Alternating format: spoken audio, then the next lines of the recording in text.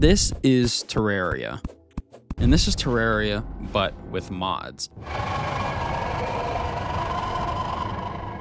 Mods have been around for a very long time and are one of the most important things about PC gaming. But what even are mods? For my console users, mods are player-made modifications to a game. And I'm not going to pretend how to understand how to make a mod, but at the most basic level, you're either altering something in the game or adding something new to it. And while most games can technically be modified, some developers are really supportive of it and others are openly against it. Still, some go even further and release official tools to help players mod their games. Modding can get extremely complex, but a lot of mods are honestly just simple changes. Quality of life stuff, bug fixes, things that the developer either hasn't gotten around to yet, or maybe the game is old enough that the update just will never come. But mods are far from perfect. Probably the biggest argument against them is that they aren't authentic to the developer's vision. If a studio designs a game a certain way, modding is changing that. Most people don't see it that way though. Personally, I think you should always play a game vanilla first, and then you can add some mods later down the line. Another issue is instability. When games update, majority of the time mods will stop working until the mods themselves are updated, and sometimes those updates just never come. Certain mods can break your saves, cause crashes, and conflict with other mods. It is manageable if you do your research, but for the more complex mods, it's not as plug and play as the others. Multiplayer is also another risk. Modding online games can get you banned, even when you're not necessarily cheating. Most anti-cheat systems can flag the modified game files, leading you to getting temporarily or permanently banned. And for some people, mods are just confusing. Installing the mods, managing files, and checking if they even work, it can be intimidating if you've never done it before. So yeah, there are absolutely downsides, but despite all of that, the benefits outweigh those few negatives. One of the biggest advantages of mods is longevity. An example, Skyrim still averages around 30,000 players daily, even though it's almost 10 years old. And a huge reason for that is because of mods. New quest lines, combat overhauls, graphic improvements, entire gameplay redesigns. Without mods, Skyrim would probably not still be pulling these numbers today. The same thing with Terraria. Terraria literally has its own mod launcher built into Steam. Tmod Loader. The level of support makes it easily the easiest game to mod, and the mods that are available are absolutely insane. Mods like the Calamity mod basically double the amount of content in Terraria. Changes to existing things, entirely new bosses, new biomes, tons of new items, and even new music. There are even add-on mods for Calamity that add even more content to it. Then there are mods that just fix things. Mods that remove certain effects like depth of field, chromatic aberration, or sharpening, or adding features like ultra-wide support that often aren't supported out of the box for some reason. For example, in Elden Ring, I don't have any mods that really change gameplay, but I do use the DLSS mod, not for upscaling, but to use the vastly superior anti-aliasing DLAA. It also unlocks the other DLSS modes, which previously were not available. Graphics mods are also extremely popular. Things like shaders in Minecraft, there are hundreds of different shaders that completely change the look of the game. Improved texture and LOD mods, and even adding things like ray tracing to older games that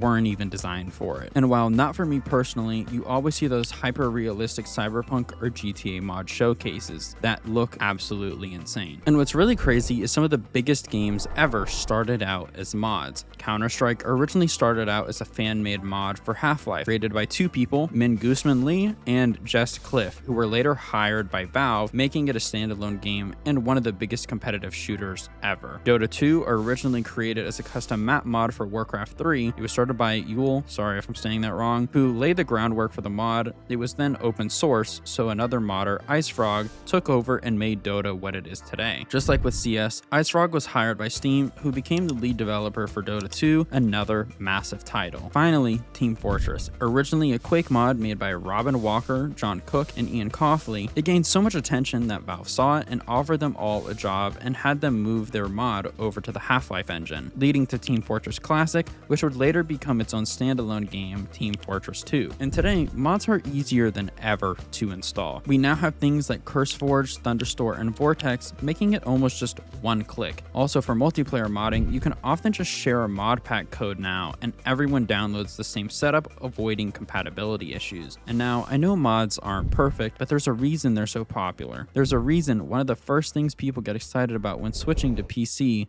is modding.